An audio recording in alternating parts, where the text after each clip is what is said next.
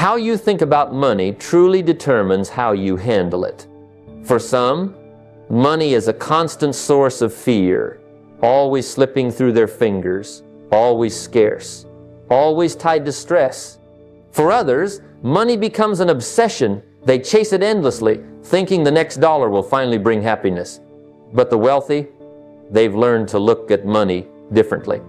They see it as a servant, not a master. They direct it, they instruct it, they tell it where to go, and in return, it helps build freedom. The problem for most people isn't money itself, it's how they think about it.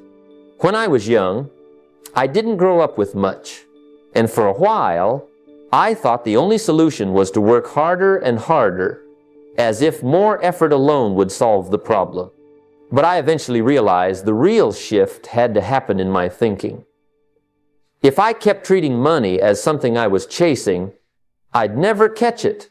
But the moment I began treating money as a tool, something I could control, direct, and multiply, it changed the entire picture. Think about it this way. A hammer in your hand can build a house, or it can smash a window. The hammer isn't the problem. It's how you use it. Money is the same.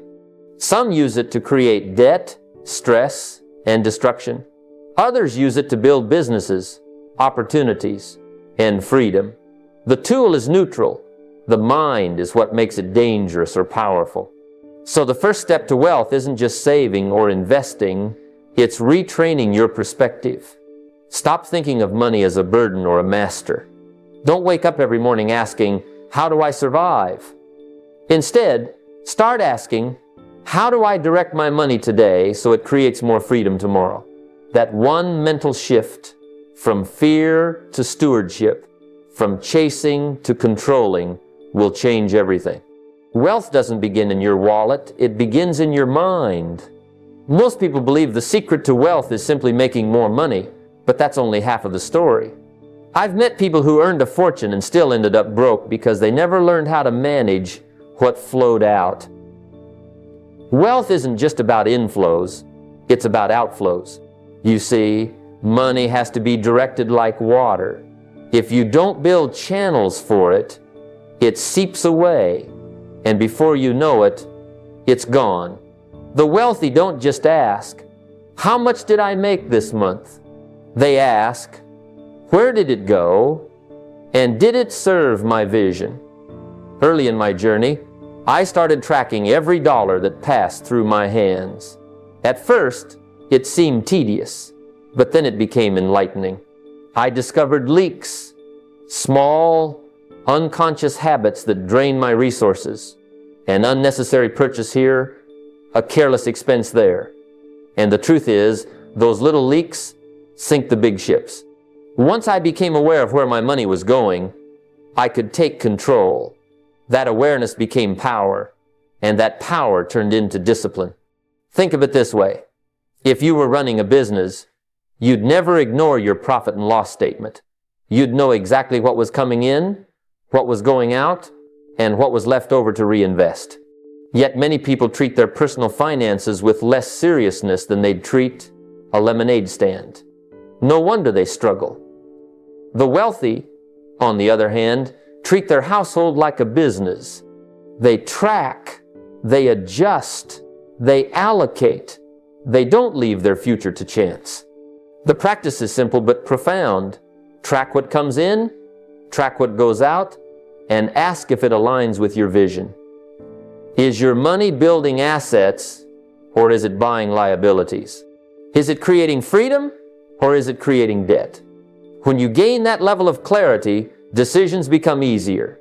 You stop being reactive with money and start being intentional. Awareness always comes before control, and control always comes before growth. Debt by itself is not the enemy. In fact, it can be one of the most powerful tools for building wealth, but only if you understand the difference between good debt and bad debt. The poor often use debt as a way to buy comfort today. New clothes, fancy gadgets, or a car that stretches their budget. It feels good in the moment, but those items don't pay them back. Instead, they keep demanding more through interest and monthly payments. That's bad debt. It takes from you and leaves you with less freedom tomorrow. The wealthy look at debt differently. They ask, if I borrow this money, will it earn me more than it costs? That's good debt. For example, borrowing to buy a rental property that produces steady income can be smart. The tenant pays the mortgage, the property grows in value, and over time, that debt turns into wealth. I once worked with someone who borrowed to start a small business. At first, it was risky, but he studied carefully, managed wisely, and before long, the income from that business far outweighed the cost of the loan. That's how the wealthy use debt, not to consume, but to create. When I first learned this principle, it changed everything for me. I realized I had to discipline myself to resist the temptation of debt that only bought me trinkets and pleasures. Instead, I learned to direct borrowed money, when necessary, into investments that could grow. And even then, I never borrowed recklessly. Good debt requires calculation, patience, and discipline. It's not gambling. So here's the key. Never take on debt unless it helps build an asset that will pay you back. If it drains your pocket without giving anything in return, that's slavery, not strategy. The distinction is simple, but mastering it can mean the difference between living under pressure and living in freedom. Debt will either be your burden or your leverage. The choice is in how you use it. Most people live with a scarcity mindset. They believe that if someone else wins, they must lose. They think wealth is like a pie. If one person takes a big slice, there's less left for everyone else. But the truth is, wealth isn't a pie at all. Wealth can be created. It expands when we learn, when we innovate, when we serve more people. The wealthy know this. They live with the belief that there's enough opportunity, enough money, enough resources, if they're willing to create value. When I started out, I thought wealth was reserved for a few. I looked at the successful and wondered how they managed to take all the opportunities. But as I grew and learned, I realized they weren't taking, they were creating. They built businesses, products, and services that didn't exist before. They opened doors that others hadn't even noticed. That was the shift from scarcity to abundance. I remember sitting in a small seminar years ago, hearing someone explain that money flows to value. That phrase stuck with me. It meant I didn't have to compete with the man next to me. I only had to increase the value I could bring. If I could solve more problems, meet more needs, and improve my skills, wealth would flow in my direction. That's abundance thinking. It puts the responsibility in your hands, not the economies, not the governments, not your bosses. Scarcity says, I can't because there's not enough. Abundance says, I can because I can create more. And here's what happens. When you live with an abundant mindset, you not only attract wealth, but you also inspire it in others. You become a source of ideas, of generosity, of confidence. People want to work with those who believe in possibility, not those who live in fear. The poor cling tightly to what little they have, afraid it will slip away. The wealthy circulate money, invest it, give it, and watch it multiply. So don't fear abundance. Tap into it. The universe responds to creation, not competition. Wealth doesn't run out. It simply shifts to those who believe in it enough to create it. One of the greatest barriers to wealth isn't found in the marketplace, it's found in the mind. Many people grow up hearing phrases like, money is the root of all evil, or rich people are greedy. And those words sink deep. Without even realizing it, you begin to resist wealth. You work hard, you dream of more, But some part of you sabotages progress because you don't want to become what you secretly despise. I struggled with this in my early years. I wanted success, but I carried those same old beliefs. I thought maybe wealth would corrupt me. Maybe it would make me cold or selfish. But then I started paying attention to people who actually had wealth. Those who used it to create jobs, build communities, fund hospitals, and give generously. And I realized the truth. Money doesn't change you, it amplifies you. If you're kind, wealth will help you spread kindness further. If you're disciplined, wealth will give you more options to live that discipline out. And if you're careless, yes, money will magnify that too. That shift freed me. I stopped resisting wealth and started welcoming it. I told myself, if money is simply a magnifier, then I want to become the kind of person worth amplifying. That became the real work, building character, strengthening values, and aligning myself with contribution. Once you do that, you don't fear money anymore. You see it as a servant, a tool, a vehicle. Think of it like fire. Fire can burn down a house, but it can also cook your food and warm your home. It depends on how you direct it. Money is the same. In the right hands, it builds hospitals, funds, schools, supports families, and changes futures. So here's the real lesson. Don't fear wealth, and don't resent those who have it. Instead, get comfortable with it. Rewire those old beliefs, and remind yourself every day, money in good hands does good things. And if you work to become the right kind of person, then wealth won't corrupt you. It will complete you. Money is not evil. It's neutral. And in the hands of someone with vision and values, it becomes a force for good. When most people think about improving their financial life, their first instinct is to chase a bigger paycheck. They say, if only I could earn a little more, then I'd be secure. But here's the truth. Income pays the bills. Assets build wealth. And until you learn that distinction, you'll always feel like you're running in circles. Early in my life, I was guilty of the same mistake. I thought the answer was simply working harder, putting in longer hours, pushing myself to exhaustion so I could earn more. And yes, the checks were bigger, but so were the expenses. The moment the money came in, it seemed to flow right back out. It wasn't until I was taught to focus on ownership that my financial picture began to change. The wealthy understand this principle well. They don't just trade time for money. They buy or create things that continue to pay them whether they're working or not. Stocks that pay dividends, real estate that generates rent, a book or a course that earns royalties, a business that produces profit. All of these are examples of assets.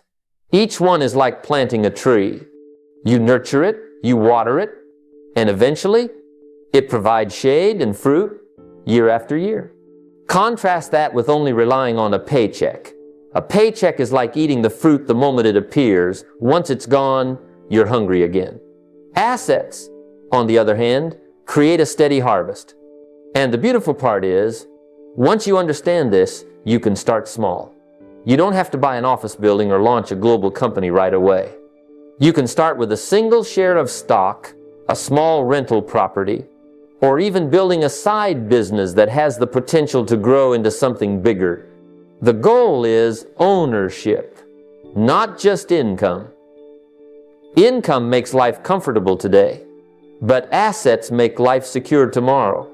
They give you freedom, they give you choices, and most importantly, they keep paying you long after the work is done. So remember this, don't just ask yourself how much you earned this month. Ask yourself what you own that will keep paying you next month, next year, and even the next decade. That's the true measure of wealth. Wealth is often lost, not because of lack of opportunity, but because of poor decisions made in the heat of the moment. Emotions are powerful, and if they aren't managed, they will guide your choices straight into regret. Think about the investor who panics when the market drops and sells everything at a loss, only to watch prices recover days later. Or the shopper who buys something expensive out of excitement, only to feel weighed down with debt later. Fear and excitement are costly teachers if we let them run the show. I learned this lesson the hard way myself. Early in my journey, I invested in something because a friend insisted it was a once-in-a-lifetime opportunity. The pressure and excitement of the moment clouded my judgment. I didn't ask enough questions, didn't analyze the fundamentals, I just jumped. Not long after, the investment collapsed, and I was left with an expensive reminder that feelings are no substitute for logic. That loss taught me one of the most valuable lessons of my life. Never let emotion sit in the decision-maker's chair. From that point forward, I built a rule into my life, the 24-hour pause. If I feel pressured or overly excited about a financial move, I step back, sleep on it, and approach it again the next day with a clearer head. More often than not, the urgency I felt fades, and the decision looks very different. This practice has saved me from unnecessary risks, foolish purchases, and investments that would have drained instead of built my wealth. The wealthy train themselves to think strategically. They ask, is this wise? Does this align with my long-term vision? What are the risks? And am I willing to carry them? They let logic, not impulse, guide the way. It doesn't mean they move slowly on everything, but it does mean their choices are rooted in clarity, not chaos. So remember this, emotion is a poor master, but logic is a faithful guide. Choose wisely, because your financial future depends on it. Most people live their lives in cycles of weeks, working Monday through Friday, waiting for that paycheck, spending it quickly, and then starting the grind all over again.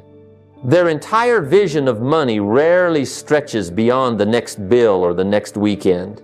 But the wealthy, they don't live paycheck to paycheck in their minds. They think in seasons, in years, sometimes even in decades. They plant trees knowing they may not sit in the shade tomorrow, but fully expecting to enjoy the shade years down the road. That shift in perspective is what separates those who merely get by from those who build lasting wealth. When I first began to study wealth, I realized that my own thinking was far too short-term. I wanted quick results, and every time I didn't see them, frustration crept in. Then I had a mentor tell me, don't measure success by what happens this week or this month. Measure it by the direction you're heading for the next 10 years. That advice struck me deeply. It wasn't about immediate gratification, it was about long-term vision. Take the example of investing. Someone who thinks short-term watches the market every day, panicking at every drop or celebrating every rise. But the long-term thinker doesn't get shaken by daily noise. They know that over 5, 10, or 20 years, consistent investing multiplies their wealth in ways no quick trade ever could. The same is true for personal growth.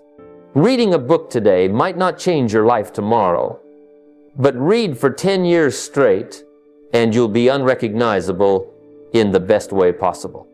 The power of long-term thinking is that it shields you from traps, the get-rich-quick schemes, the emotional spending, the shortcuts that often turn into setbacks. When you ask yourself, will this decision matter in 5 years? Most of the noise falls away, and what remains are the choices that truly build wealth. So shift your focus. Don't just ask how to survive until Friday. Ask where you want to be in 5 years and what seeds you can plant today to make that vision real. Because wealth isn't built in days, it's built in decades. The greatest investment you will ever make is not in the stock market, not in real estate, not even in a business, it's in yourself. Skills, knowledge, and personal growth create the foundation for every form of wealth. The wealthy understand that money flows to value, and value flows from ability. If you increase your capacity, the marketplace will eventually reward you. If you stay the same, your income stays the same. When I was younger, I thought the secret to wealth was finding the right job or getting a lucky break. But I learned quickly that opportunity doesn't chase luck, it chases skill. The better you are, the more doors open. That's why I tell people, don't just wish for more income, wish for more skills. If you want things to improve, you must improve. If you want your paycheck to grow, grow your mind first. Think about it. One new skill can completely change your financial future. Learning how to sell, how to communicate, how to manage money, how to lead a team. These abilities create streams of income that no downturn can take away. That's why the wealthy spend time and money on learning. They go to seminars, read books, hire mentors, and invest in courses. They know that every lesson compounds. I remember a season in my life when I was struggling, and instead of looking for another job, I looked for a way to make myself more valuable. I studied sales. At first I was awkward, stumbling over words, but I stayed consistent. Over time, that single skill multiplied my income many times over.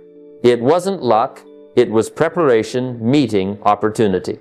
You may not control the economy, the stock market, or your boss's decisions, but you do control your personal development. That's the part no one can take from you. Build yourself first, and money will follow naturally. So start today. Take a class. Read a book. Study your craft. Turn off the distractions and turn on the growth. Because when you invest in yourself, you're building the one asset that appreciates every single day. And that's the kind of wealth no one can steal. One of the wisest lessons I ever learned about building wealth is this: it's not only about how much you make, it's about how much you keep and protect. Too many people spend their lives chasing opportunity without ever putting guardrails around what they already have. They take big risks with no backup plan, and when something goes wrong, everything they worked for disappears. The wealthy think differently. They know that protecting the downside is what allows them to stay in the game long enough for compounding an opportunity to work their magic. Think of it like building a house.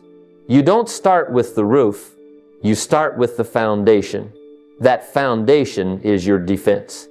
An emergency fund, insurance, and diversification are not exciting topics, but they're what keep you from being wiped out when life throws its storms at you. I remember a man who was doing well, earning plenty, but he put everything into one deal, convinced it would make him rich.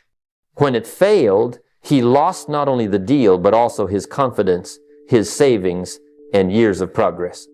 If he had spread that risk, if he had a safety net, the failure would have been a lesson instead of a disaster. Defense is not about fear, it's about wisdom. It's having cash reserves so that if your car breaks down, your health takes a hit, or your business slows, you don't spiral into debt. It's making sure you're insured against the unexpected so that one crisis doesn't undo years of effort. It's diversifying, putting money in different places so if one suffers, the others hold steady. When I started practicing this, everything changed. Knowing I had a cushion gave me confidence to take smart risks. That's the paradox. When you play strong defense, you're actually able to play a bolder offense. You're no longer gambling with survival, you're investing with strategy. Wealth isn't built in one big leap, it's built brick by brick, and defense keeps those bricks from toppling over. Offense builds fortune, but defense preserves it. And sometimes, the fortune is won not by the one who runs the fastest, but by the one who lasts the longest. One of the greatest shifts you can make in your financial life is moving from stress to systems. Most people wake up each month wondering how they'll cover the bills, how much they should save, or where to invest. Every decision is made in the moment, under pressure, and that creates stress. The wealthy don't operate this way. They know willpower is unreliable, and discipline without structure eventually fades. So instead of relying on daily motivation, they build systems that make the right decisions automatic. When I first started earning, I thought discipline alone would carry me. I'd tell myself, this month I'll save more. But when the month ended, something always came up, a new expense, an urge to buy, or simply forgetting. It wasn't until I set up systems that things began to change. I arranged for a portion of my paycheck to go directly into savings before I even saw it. I automated investments so every month, without fail, money flowed into assets. I built a simple budget that tracked where every dollar was headed. Suddenly, I wasn't wrestling with decisions every day. The systems made them for me. This is how wealthy people operate. They don't wake up asking, will I save today? The system already saves for them. They don't wonder if they'll invest this month. The investment plan is already scheduled. They don't guess where their money went. They know, because their system tracks it. What this does is free up mental energy and emotional space. Instead of worrying about money, you focus on creating more of it, growing yourself, and enjoying life. Think of it like planting a garden with an irrigation system. You could water it every day by hand, stressing about whether you've done enough, or you can set up a system that waters automatically, ensuring growth without constant effort. That's the beauty of systems. They turn good intentions into consistent results. So don't try to build wealth on memory or willpower. Build it on systems, because when your money works on autopilot, stress disappears, progress accelerates, and wealth becomes the natural outcome. One of the greatest secrets of wealth is patience. Most people are in such a hurry to get rich that they sabotage the very process that creates it. They want quick wins, instant results, and overnight success. But wealth doesn't work that way. True wealth is built the same way oak trees grow, from small seeds, watered consistently, and given enough time to become something unshakable. Compounding is the force that turns those small seeds into forests. And compounding doesn't just apply to money, it applies to your relationships, your health, your knowledge, and your character. I remember when I first started saving and investing, I was so eager to see big results right away that I'd check my statements constantly. But the truth was, in those early days, it felt like nothing was happening. The numbers barely moved. And I thought, is this even worth it? But over time, as the months turned into years, something remarkable started to take shape.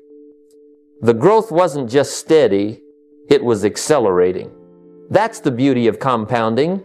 It's slow at first, almost invisible, but then it begins to multiply at a pace that surprises you. Most people never get to that stage because they quit too soon.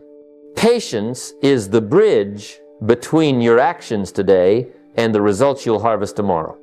When you invest in yourself, when you build good habits, when you nurture strong relationships, you may not see the reward immediately, but give it time, and the results will stack up in ways you couldn't have imagined.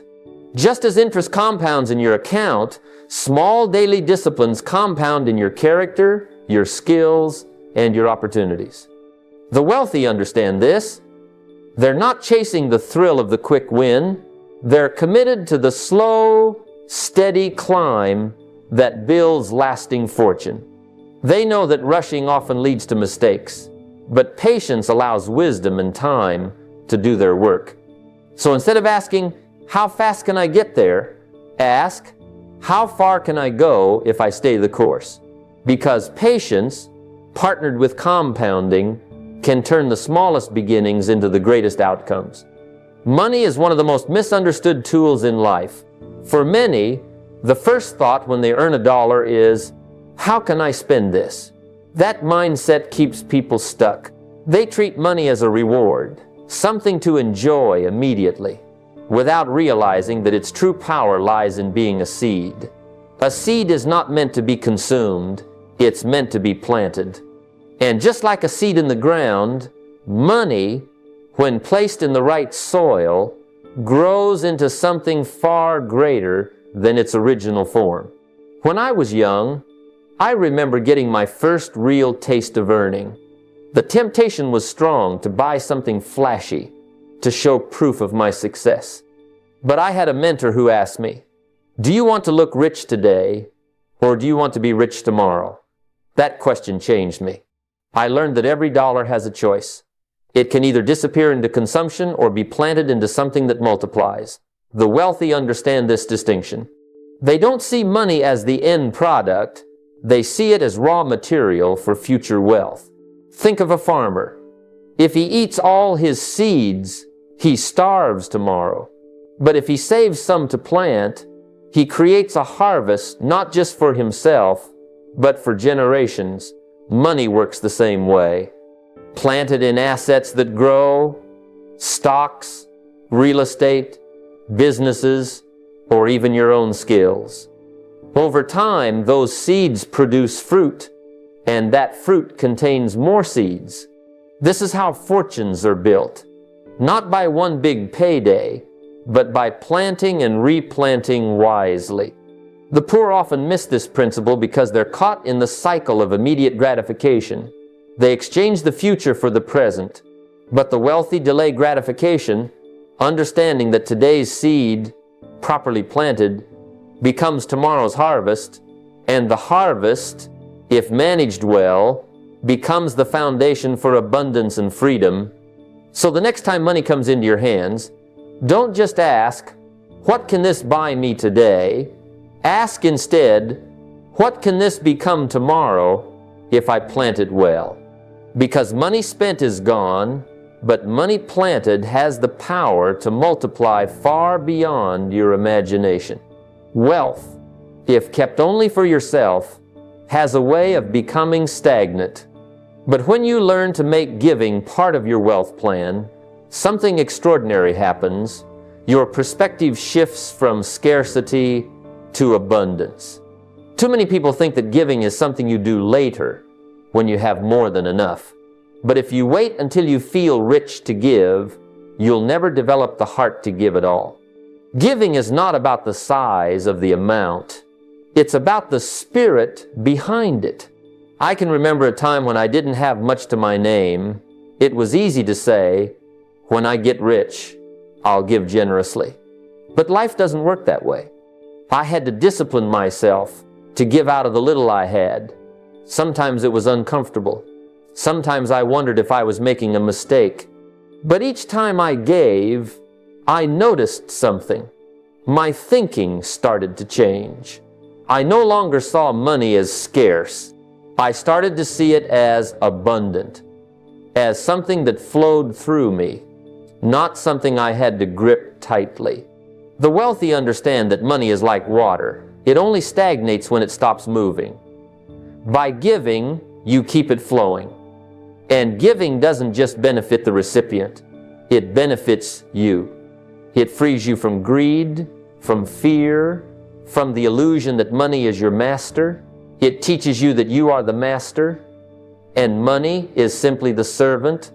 Giving also creates opportunities, relationships, and goodwill that money alone could never buy. I've seen people who make millions and yet live with clenched fists, always worried, always afraid of losing what they have. And I've seen people with far less who live with open hands, and somehow life keeps rewarding them with more. The principle is simple. If you want to receive, learn to give. So as you build your wealth plan, don't leave giving as an afterthought. Budget for it. Plan it. Make it intentional. Because wealth isn't just measured by what you keep, it's also measured by what you give away. When money passes through you to bless others, it has a way of circling back, multiplied, and with it comes not just financial return, but joy, meaning, and legacy.